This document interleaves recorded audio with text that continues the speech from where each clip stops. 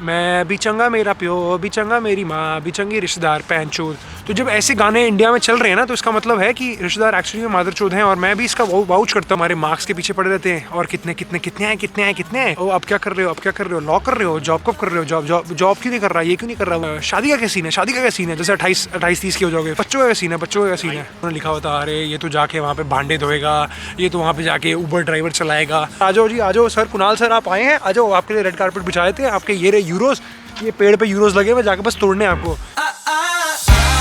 What you wanna do now? Should we head back to my place? When you give me that smile, think my heart's turned up the pace. I don't care about what we do if I get to be with you. What you wanna do now? What's to be afraid of when we're young, stupid and in love? India से बाहर निकलो, तुम्हारा जीवन पूरा sorted है, ऐसा I think India Pakistan हर जगह ये वाली बात बहुत ज़्यादा प्रेवलेंट है। तो कुछ भी करने को रेडी हैं बाहर मूव होने के लिए। अभी रिसेंटली शाहरुख खान की मूवी थी डंकी करके, जिसके अंदर इलीगल इमिग्रेशन पे काफ़ी ज़्यादा बात की गई थी। आज हम इस वीडियो के अंदर इसी के बारे में बात करेंगे कि बाहर मूव होना वर्थ इट है या नहीं है। फिलहाल तुम्हारे भाई ने आज ये टोपी पहनी हुई है क्योंकि इस टाइम पे जो टेम्परेचर है वो -1 डिग्री का है और फील्स लाइक -6 है। तो तुम्हारे भाई के खोपड़े पे काफ़ी ज़्यादा ठंड लग रही है। मुझे टोपी लेके आनी चाहिए थी बट मैंने पहनी नहीं। अच्छी बात बताऊँ, मैं इंडिया में एक मतलब मिडिल क्लास फैमिली से आता हूँ। मेरे पापा बैंक में काम करते हैं, मेरी मम्मी स्कूल में एक टीचर है। तो मतलब हमारे पास कभी पैसे की ऐसे कोई तंगी नहीं थी, मतलब इनफ था। लाइक एक जो middle class upper middle class के पास पैसा होता है, एंड आई फील लाइक यही जो समाज का तबका होता है ना, जो मिडिल क्लास या अपर मिडिल क्लास होता है, यही यूजुअली थोड़ा सा डिससेटिस्फाइड होता है अपने करंट लाइफ सिनेरियो से, लाइफ स्टाइल से, और वो अपग्रेड करने के चक्कर में बाहर मूव होता है। और जो दूसरा तबका होता है जिनको बाहर मूव होना होता है बट उनके पास एजुकेशन क्वालिफिकेशन नहीं होती, तो वो इलीगल इमिग्रेंट बन के जाते हैं, जैसे डंकी मारना, मेक्सिको बॉर्डर को क्रॉस करना। जब मैं आई थिंक सर्बिया में था, Serbia was like the favourite donkey route Indians के लिए, क्योंकि इंडियंस के लिए वो वीज़ा फ्री था लास्ट ईयर तक, तो 2022 तक। तो वहाँ पे मुझे एक्चुअली में एक डंकर मिला एयरपोर्ट पे। तो उसने मुझे पूरा अपना बताया कि भाई कितना बड़ा बिजनेस है, 1 लाख लोग सर्बिया में आया था, एंड वो फिर कैसे इलीगली उनको हंगरी में क्रॉस करवाते थे। वो अलग अलग कहानी है। और ऑफ कोर्स तुम जो शाहरुख खान की मूवी देखोगे डंकी, तो उसमें तुम्हें इसके बारे में पता भी चलेगा। तो मेरा पॉइंट ये है कि ऑफ कोर्स इंडिया में एक तगड़ी चुल है, इंडिया पाकिस्तान या एशियन कंट्रीज़ में, और आई फील लाइक सीरिया इन सब में भी, क्योंकि यहाँ पे जो इकोनॉमिक चीज़ें हैं वो इतनी स्टेबल नहीं है। तो कोई यूरोप आना चाहता है, कोई यूएसए जाना चाहता है, मतलब फर्स्ट वर्ल्ड कंट्रीज़ में सारे मूव होना चाहते हैं। पूरे सिनेरियो में तुम कहाँ पे आते हो और मैं कहाँ पे आता हूँ, बचपन से ये पता चाहता है कि कोई अगर कोई बाहर से आता है, वो चॉकलेट लेके आता है, तो हमें लगता है यार ये तो बंदा वहाँ पे बड़े पैसे कमा रहा होगा, बहुत मज़ा आ रहा होगा। क्योंकि मतलब पता नहीं, हमने मूवीज़ ऐसी देखी हैं, और कहीं ना कहीं हम जैसे व्लॉगर्स, जैसे मैं यहाँ पे खड़े होकर बर्लिन में वीडियो बना रहा हूँ, हम भी इस चुल को थोड़ा सा कंट्रीब्यूट करते हैं कि बाहर लाइफ अच्छी है, बाहर ये है, बाहर वो है, विच इज़ ट्रू। एंड कुछ चीज़ें हैं जो मतलब मुझे लगता है सारी चीज़ें सच्ची हैं। मतलब इंटरनेट का ज़माना है, तुम्हें मतलब अगर तुम मेरे व्लॉग नहीं देखोगे तो कहीं ना कहीं से तुम्हें पता चल ही जाएगा कि क्या एग्जैक्टली चल रहा है। ये कोई 1990s का टाइम नहीं है कि यहाँ पे हाँ मैं मेरे कहने पे तुम यहाँ मूव हो रहे हो। भाई इंटरनेट का ज़माना है, इंटरनेट पे सब कुछ खुले में अवेलेबल है, मैं बोलूँ या ना बोलूँ। तो भाई जो डंकी वाली बात है इलीगल इमिग्रेशन की, दैट इज़ तो आउट ऑफ क्वेश्चन, उसके बारे में बात नहीं करूँगा यहाँ पे, क्योंकि मुझे नहीं लगता तुम में से कोई डंकी वंकी मारना चाह रहा होगा। अगर मार भी रहे हो तो I am not the right person to contact. बाकी जो दूसरा है that is student visa. Student visa में यार देखो दो तरह की यूनिवर्सिटीज़ होती हैं हर जगह, चाहे तुम कहीं भी जाओगे, यूके जाओगे, कनाडा जाओगे, यूएसए जाओगे, एक तरह की यूनिवर्सिटीज़ होती हैं which are like purely visa centres, जहाँ पे तुम पैसा फेंको, 17 लाख 20 लाख फेंको, वो तुम्हें वीज़ा ला के दे देंगे और तुम यहाँ पे आके बेसिकली कुछ भी करो। मतलब जो मोस्टली मैंने जर्मनी के अंदर देखे हैं, वो क्या करते हैं, कोई पार्ट टाइम जॉब में लग जाते हैं और कैश में काम करते हैं। मतलब अगर तुम्हें 80 घंटे अलाउड होता है तो वो थोड़ा सा ज़्यादा करते हैं, क्योंकि उनको कैश चाहिए होता है, उन्होंने कहीं से लोन लिया होता है। मतलब प्योरली वीज़ा सेंटर होते हैं ये वाले ऐसी यूनिवर्सिटीज़। और कुछ यूनिवर्सिटीज़ होती हैं which are like very well reputed. कुछ कोई जैसे मेरे दोस्त कुछ कैम्ब्रिज में गए थे, कुछ मेरा जो बेस्ट फ्रेंड है वो यूनिवर्सिटी ऑफ कोलोराडो में है। मतलब दो तरह की यूनिवर्सिटीज़ होती हैं जब तुम बाहर मूव होते हो।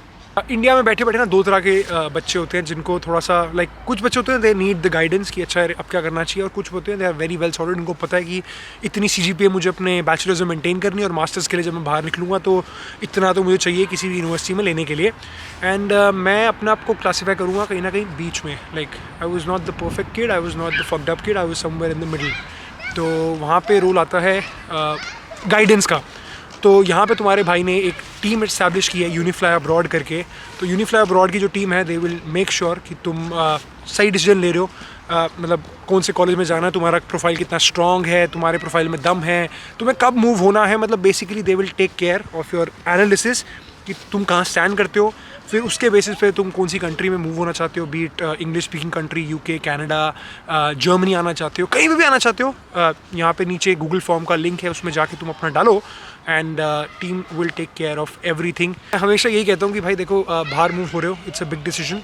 तो 10 लोगों का सिर खाओ, लाइक टॉक टू एवरीवन, जो तुम्हें सही लगे उसी के साथ प्रोसीड करना। नीचे जो गूगल फॉर्म का लिंक है उस पर जाकर तुम क्लिक कर सकते हो, और वहाँ पे अगर तुम्हें सही लगे तो प्रोसीड भी, अगर नहीं सही लगे तो of course you are like the best जज ऑफ योर फ्यूचर। तुम्हें पता है कि तुम्हें क्या करना है। क्या हुआ था, मैं अभी थोड़े दिन पहले इंस्टाग्राम स्क्रॉल कर रहा था, तो उसमें एक जो बच्चा था वो कनाडा जा रहा था, उसने एक रील पोस्ट की हुई थी, और वो जो इमोशनल वीडियो होती है बाय बाय करते हुए, तो उसके नीचे मैं कमेंट सेक्शन को देख रहा था। कमेंट सेक्शन में ना सब सारे लोगों ने लिखा हुआ था, अरे ये तो जाके वहाँ पे भांडे धोएगा, ये तो वहाँ पे जाके उबर ड्राइवर चलाएगा, विच इज़ ट्रू।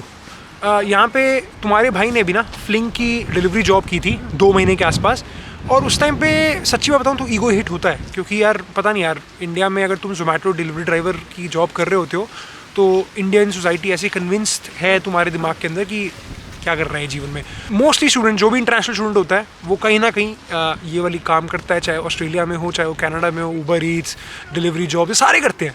मैं गेट ओवर इट। अगर तुम इंटरनेशनल स्टूडेंट बन रहे हो ना भाई, तो थोड़ा सा ये सब काम मतलब करने पड़ते हैं। मैं तुम मेरी अगर फ्लिंक वाली वीडियो उठा के देखोगे जहाँ पे मैं डिलीवरी जॉब कर रहा हूँ, ऑफ कोर्स मैं कभी कभी गालियाँ निकालता हूँ इस चीज़ पे कि यार क्या है, क्या कर रहा हूँ मैं, इंडिया में बेटर था। बट भाई कुछ चीज़ें हैं, लाइक एज अ स्टूडेंट जब तुम कहीं पे मूव होते हो किसी भी नई कंट्री में, जैसे मैं यहाँ पे खड़ा हूँ, अभी -6 डिग्री का टेम्परेचर है, तो it is not the ideal condition, best conditions नहीं है। बट कुछ चीज़ें हैं भाई यहाँ के बारे में जो रखती है तुम्हें गेम के अंदर, जो वर्थ इट बनाती है पूरे स्ट्रगल को। और अभी भी मुझे 1 साल हो चुका है, और मैं आई थिंक 1 वीक पहले मैं बेड के अंदर पड़ा हुआ था, मुझे लगा कि भाई कुछ समझ नहीं आ रहा क्या हो रहा है, क्या हो रहा है। क्योंकि यहाँ पे जब मैं तुमसे बात करूँ तो मैं लग रहा होगा कि मैंने कोई गलतियाँ नहीं की। मैंने बहुत ज़्यादा फक्ड अप गलतियाँ की हैं, जो आई थिंक मैं अभी तो नहीं बताऊँगा, थोड़ा सक्सेसफुल हो जाऊँगा फिर बताऊँगा, तो तुम सुनोगे भी।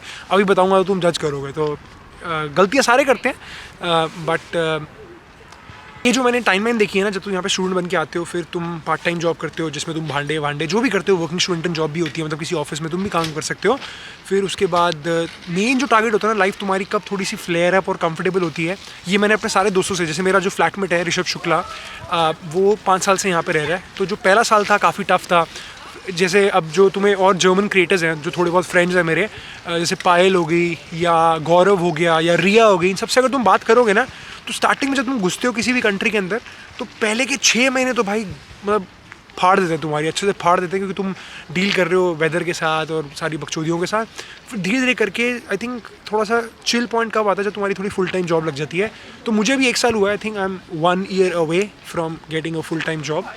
तो ये एक टाइमलाइन रहती है। फिर जब तुम्हारी फुल टाइम जॉब लगती है, तो फिर थोड़ा सा तुम PR पासपोर्ट वाले जोन में आए थे हो, तो 5 साल का प्रोसेस रहता है भाई। ये 5 साल का मतलब इंडिया से जब तुम आ रहे होते हो ना फ्लाइट लेके, बहुत सारे खुशी हो रही होती है, तुम केक काट रहे होते हो, बट स्टार्टिंग के 6 महीने टफ होंगे भाई। यू विल बी आइसोलेटेड, कोई तुम्हारे दोस्त नहीं होंगे और अप्रूटेड हो जाते हो बेसिकली। तो बट आई थिंक कॉन्स्टेंटली ना तुम्हें अपने आप को एक रिमाइंडर देना पड़ता है कि भाई यहाँ पे चीज़ें वर्थ इट होंगी, अभी नहीं है बट होंगी इवेंचुअली। अगर for example if I like अगर मुझे कोई लड़की मिलती है ना, I am like okay this is the girl for me for rest of my life, तो ठीक है। स्टार्टिंग के 6 महीने हनीमून फेज होता है, तो सारी चीज़ें सही लगती हैं। फिर 7वें महीने में जब कभी लड़ाई होगी, तो I will question may be is she the one. और फॉर एग्जांपल जब मैं जर्मनी में मूव हुआ यहाँ पे, जब कभी कभी दिक्कत आती है यहाँ पे जर्मन ब्यूरोक्रेसी के साथ या टैक्सेस के साथ, तो थोड़ा लगता है कि यार सही कंट्री में आया हूँ मैं। कोई भी डिसीजन लोगे भाई लाइफ में, तो कहीं ना कहीं तुम्हें एक ऐसा थॉट आएगा ही आएगा। और तुम देख लो, तुम 18-20 साल के जितने के भी हो, तुमने कोई भी डिसीजन लिया, तुम्हें कभी सेकंड गेस तुमने किया होगा यार ये सही डिसीजन है या नहीं है, लाइक डाउन द लाइन। तो चलता रहता है भाई, चलता रहता है। यहाँ पे हारोगे, जीतोगे, गिरोगे, पड़ोगे, बट मोर और लेस बने रहो गेम के अंदर। ये मैं अपने आप को भी रिमाइंड करवा। ये तो हो गया मेरा सारा एक्सपीरियंस, ऑनेस्ट एक्सपीरियंस। अब हम पूछेंगे चैट GPT से कि is it worth moving to Germany, और ये जो भी पॉइंट्स बोलेगा उसको मैं काउंटर करके तुम्हें बताऊंगा अपना एक्सपीरियंस। बाकी ये जो बुढ़ी आंटी है पीछे बहुत ज़्यादा बोले जा रही है भाई, इसको 2 मिनट जाने दो, तब तक मैं ये कर लेता हूँ। और तब तक भाई अगर तुम्हें मेरे कंटेंट में कोई भी वैल्यू दिखी हो तो लेट्स डू अ बाटर। अगर मैं तुम्हें वैल्यू प्रोवाइड कर रहा हूँ तो नीचे मतलब एक लाइक ज़रूर कर देना और चैनल पर नए हो सब्सक्राइब जरूर करना। उससे क्या होता है हमें थोड़ी मोटिवेशन मिलती है। चली गई दीदी। अब मैं तुम्हें बताता हूँ भाई, यहाँ पे जो 10 पॉइंटर्स आए हैं ना वो ये आए हैं। एक तो लैंग्वेज बैरियर, तो तुम जर्मनी में मूव हो रहे हो तो ऑफकोर्स लैंग्वेज बैरियर है, यहाँ पे जर्मन नहीं आती। और वो मैंने अभी रियलाइज़ किया जब मैं इंटर्नशिप्स के लिए अप्लाई कर रहा था यहाँ पे। तो मतलब आई थिंक अगर 100 जॉब अपॉर्चुनिटीज़ हैं बर्लिन के अंदर तो आई थिंक कहीं ना कहीं 80 जॉब अपॉर्चुनिटीज़ कट जाती हैं क्योंकि तुम्हें इंग्लिश नहीं आती। जैसे मैं मार्केटिंग में घुसना चाह रहा था, आईटी में थिंग्स आर डिफरेंट। आईटी में you still get into like with your English, but अगर तुम थोड़ा मार्केटिंग और इन सब चीज़ों में घुस रहे हो तो जर्मन चाहिए। Language barrier is real. तभी मैं कहता हूँ कि थोड़ा सा इंग्लिश स्पीकिंग कंट्रीज़ भी you can consider. Cultural adjustment देखो मैं बर्लिन के अंदर रहता हूँ तो बर्लिन के अंदर इंटरनेशनल सिटी है, मुझे यहाँ पे कोई दिक्कत फेस नहीं हुई। बट अगर तुम किसी छोटे जर्मन गांव में रहोगे तो ऑफकोर्स थोड़ा सा वहाँ पे दिक्कत आ सकती है। बर्लिन मुझे भाई बहुत सही लगता है। अगर मुझे यहाँ पे मेरा सब कुछ सही होता है, अगर मेरी जॉब सब सही से हो जाता है तो I wouldn't mind living in Berlin. Germany का मुझे पता नहीं, बर्लिन के अंदर आई वुडंट माइंड। बाकी भाई पता नहीं, मैं भी कभी कभी सोचता हूँ कि यहाँ पे अब मास्टर्स जब खत्म होगी तो यहाँ पे रुकूँ या ना रुकूँ। मैं सोचता हूँ इसके बारे में, अभी मैं भी इसको फिगर आउट कर रहा हूँ। तो जब जैसे फिगर आउट होगा तो कैमरा तुम्हारे यहाँ पे है तो मैं तुम्हें बता दूंगा। दूसरी चीज़ है फाइनेंशियल स्ट्रेन। भाई ये बहुत इंपॉर्टेंट पॉइंट है, फाइनेंशियल स्ट्रेन वाला। जब तुम भाई यहाँ पे स्टूडेंट बन के आते हो तो भाई बहुत ठंड हो रही है भाई, हाथ ठंडे हो रहे हैं भाई। मैं कल से ना टोपी और ग्लव्स पहन के आऊँगा, बिल्कुल नम हो रहे हैं भाई। जितने भी यहाँ पे इंटरनेशनल स्टूडेंट होते हैं उनकी भाई फटी रहती है पूरा टाइम, क्योंकि 1000 यूरो 1200 यूरो के आसपास आ रहे होते हैं और ब्लॉक अकाउंट से भी 900 आ रहे होते हैं। तो थोड़ा सा यार स्टार्टिंग में जो स्टूडेंट लाइफ होती है ना वो टफ होती है। मतलब मानो ना मानो सिर पे ना एक तलवार लटक रही होती है। और जब तुम इंडिया से अगर पैसे मंगवाते भी हो अपने घर से तो यूरो का जो कन्वर्जन रेट होता है 90 से एक यूरो 90 का होता है। तुमने अगर 500 यूरो भी मंगवा लिए तो it is a big amount. तो थोड़ा सा वो वाला चीज़ प्ले करती है if you come from a middle class background. एक साल अब मुझे हो चुका है। जो स्टार्टिंग के जो 6 महीने थे I was actually staying in a hostel, जहाँ पे दिल्ली के अंदर जो मेरा घर है, मेरे घर में मेरा रूम है और उसके अंदर किसी को परमिशन भी नहीं थी एक चीज़ उधर से उधर करने के लिए। मतलब मैं राजा था अपने घर में। और जब मैं यहाँ पे मूव हुआ था तो मैं एक हॉस्टल के अंदर रुका था, टूरिस्ट हॉस्टल शलोटनबर्ग में, जिन्होंने मेरी वीडियोस देखी होगी। तो वहाँ पे मैं एक रूम के अंदर 6 लोग थे बंकर बेड्स के ऊपर। तो it was very very tough for me वहाँ पे एडजस्ट करना। बट लोग अच्छे थे, लोग एक दूसरे को समझते थे, तो इट वाज वेरी नाइस। तो मेरी कभी किसी से लड़ाई वड़ाई हुई नहीं वहाँ पे। बट थोड़ा सा हाउसिंग इशू यहाँ पे बर्लिन में रियल है। और आई थिंक किसी भी बड़ी सिटीज़ में जाओगे तो हाउसिंग इशू बहुत रियल होता है। मेरा एक दोस्त कनाडा मूव हुआ था तो आई थिंक फर्स्ट वीक उसने मुझे वीडियो कॉल किया था और उसने मुझे दिखाया था वो कहाँ पे रह रहा है। तो it was very sad to see. तो ये सब चीज़ें थोड़ी सी रहती हैं। और हाउसिंग आई थिंक मेरा भी जो यहाँ पे लीज़ है, जहाँ पे अभी मैं रह रहा हूँ प्रिंसलावबर्ग में, 3 महीने बाद मार्च में ये भी एक्सपायर है। तो एक वो भी तलवार लटक रही है भाई कि नया घर ढूंढना है। तो housing issue is also very real. अगर तुम्हें चाहिए कि मैं ऋषभ शुक्ला को चैनल पे लेके आऊँ जो यहाँ पे 5 साल से रह चुका है, now is a PR holder. I think उसने मेरी बहुत हेल्प की है क्योंकि मैं 25 साल का हूँ। मैं थोड़े से ना रैश डिसीजन ज़्यादा लेता हूँ, बट वो आई थिंक थोड़ा सा बड़ा है, उसने देखा है। तो I think he will better able to like अपना वो एक्सपीरियंस अच्छे से बता पाएगा। अगर आइसोलेशन एंड होम सिकनेस, भाई ये ChatGPT आई थिंक मेरी आज की पूरी स्क्रिप्ट का काम कर रहा है। Isolation and home sickness is also very real जब यहाँ पे तुम मूव होते हो। तो मुझे याद है फरवरी का जो टाइम था वो काफ़ी ज़्यादा टफ था। अब मुझे 1 साल हो गया तो यहाँ पे मेरे स्टेबल फ्रेंड ग्रुप्स हैं तो इसलिए मुझे ज़्यादा वो नहीं पड़ता। बट जब मैं नया यहाँ पे आया था तो भाई अपने लोग ढूंढना is actually like a very very big process. क्योंकि इंडिया में तुम घर पे तुम्हारे रिश्तेदार होते हैं और स्टेबल फ्रेंड सर्कल्स होते हैं वहाँ पे, क्योंकि तुम वहाँ पे 20 साल बिता रहे हो या 18 साल बिता रहे हो तो वहाँ पे यू नो पीपल। जैसे मैं था, मेरा जो एक्सपीरियंस रहा है यहाँ पे आके थोड़ा सा बेटर रहता है। क्योंकि मुझे लगता है जो एशियन सोसाइटीज़ है ना इन जनरल थोड़ी सी ना ज़्यादा उंगली करती हैं एक दूसरे के अंदर। जैसे सपोज़ मैं 12वीं में था तो 12वीं के अंदर ओ आपके बच्चे के कितने मार्क्स आए, आपके बच्चे कितने मार्क्स आए, ओ इसके तो इतने आ गए, ओ उसके तो इतने आ गए। उसके बहुत ज़्यादा ना कंपैरिजन होता है जो एक बच्चे की मेंटल हेल्थ के लिए सही नहीं होता। And now when I look back तो मुझे लगता है कि भाई क्या कर रहे थे। मतलब किसी रिलेटिव का मेरी लाइफ में इतना कोई इंटरेस्ट होना नहीं चाहिए। मतलब माइंड योर ओन बिजनेस। थोड़ा सा अगर इंडिया उस लेवल पे चलेगा ना तो थोड़ा सा बच्चों की लाइफ तुम आसान बना पाओगे। एक वो गाना भी था ना मैं भी चंगा मेरा प्यो भी चंगा मेरी माँ भी चंगी रिश्तेदार पैंचोद। तो जब ऐसे गाने इंडिया में चल रहे हैं ना तो इसका मतलब है कि रिश्तेदार एक्चुअली में मादरचोद हैं। और मैं भी इसका वाउच करता हूँ कि फालतू का इंटरेस्ट अगर किसी के जीवन में लोग हैं ना कि ओ जैसे वो तो चलो 12th का एक फेज़ मैंने देखा। और 12th के बाद क्या था, जब मैं 18 साल का हुआ तो फिर मैं 5 साल पुणे में चला गया। फिर उसके बाद मैं बीच में जो टाइम था 2 साल वो मैं ट्रैवल व्लॉगिंग कर रहा था और अब मैं जर्मनी आ गया हूँ। तो 18 साल के बाद ना मैं घर पे रुका नहीं हूँ और वो बहुत ज़्यादा बेनिफिशियल रहा है। मतलब मेरे लिए अकेले रहना, अपने फ्रेंड्स मैं खुद चूज़ कर रहा हूँ। तो मेरे लिए तो ये आइसोलेशन वाला जो पॉइंट है ना, ये बहुत अच्छे में वर्क किया कि जहाँ पे मैं एक्चुअली मैं अपने इंटरेस्ट को फाइंड कर पाया हूँ। जैसे मैं था, मैं 18 साल के बाद घर से चला गया, मैं 25 साल का हूँ, तो 7 साल मुझे हो गए घर से दूर रहते हुए। मेरी बहन थी, उसने दिल्ली में ही कॉलेज किया, दिल्ली में उसने जॉब की, तो बेसिकली उसका सारा सब कुछ सेटअप दिल्ली के अंदर है। तो मतलब मैं ये नहीं कह रहा कि सबको ही बाहर मूव होना चाहिए, तुम्हारा what ever makes you happy, but मेरे हिसाब से अगर तुम बाहर रहते हो कहीं पे भी, पुणे या इधर उधर कहीं पे भी, मतलब घर से बाहर रहते हो, तो you develop your skills in much much much better way than अगर तुम घर पे अपने माँ बाप के साथ रहते हो। रिश्तेदारों से भी छुटकारा मिल जाता है जब तुम यहाँ पे आते हो ना। पहले तो तुम्हारे मार्क्स के पीछे पड़े रहते हैं और कितने हैं, फिर उसके बाद ओ अब क्या कर रहे हो, लॉ कर रहे हो, जॉब कब कर रहे हो, जॉब क्यों नहीं कर रहा, ये क्यों नहीं कर रहा, वो क्यों नहीं कर रहा, फिर ये हो जाएगा, फिर जॉब लग जाएगी, उसके बाद पूछेंगे भाई कि शादी का क्या सीन है, जैसे 28-30 की हो जाओगे, फिर शादी हो जाएगी, वो बच्चों का क्या सीन है, तो बहुत सारे मतलब उनके चौदे होते हैं, समझ रहे हो कब? Sorry. No worries. Come here. जी बताऊँ, बर्लिन में ना मुझे थोड़ा सा चिल लगता है। यहाँ पे ज़्यादा लोग भी नहीं है। जैसे आज सैटरडे है, पार्क में कोई एक आध अपना कुत्ता घुमा रहा है, और दिल्ली की थोड़ी भसड़ भी ना थोड़ी ज़्यादा होती है मेरे लिए, तो मैं यहाँ पे थोड़ा सा खुश हूँ। कनाडा की मैं रील्स देखता रहता हूँ, वहाँ पे आ रहा होता है कि भाई कनाडा मत मूव हो, कनाडा में ये है, कनाडा में सारे लोग ऐसे पड़े हुए हैं। हर कंट्री के अपने चौदे होते हैं भाई। इंडिया में भी जॉब उठानी पता नहीं आसान है, मुश्किल है, but I am pretty sure आसान नहीं होगी, क्योंकि जब लॉ स्कूल से जब बाहर निकला था तो मेरे दोस्त भी जब अप्लाई कर रहे थे तो they were also pretty stressed out. तो ऐसा नहीं कि तुम बाहर निकलोगे और ये लो जॉब मिल जाएगी यहाँ पे। और मुझे लगता है कि यहाँ पे अगर मैं ज़्यादा रुका तो मेरे लिए भी it will be a struggle if I don't learn German, अगर मुझे मार्केटिंग रोल्स में घुसना है तो। एंड आई फील अगर तुमने वो 12th फेल वाली मूवी देखी, एक 12th फेल करके मूवी है, वो ज़रूर देखना अगर नहीं देखी तुमने। वो मैंने आई थिंक पीछे अभी न्यू ईयर के आसपास देखी थी, उसने भाई रुला दिया उस मूवी ने मुझे।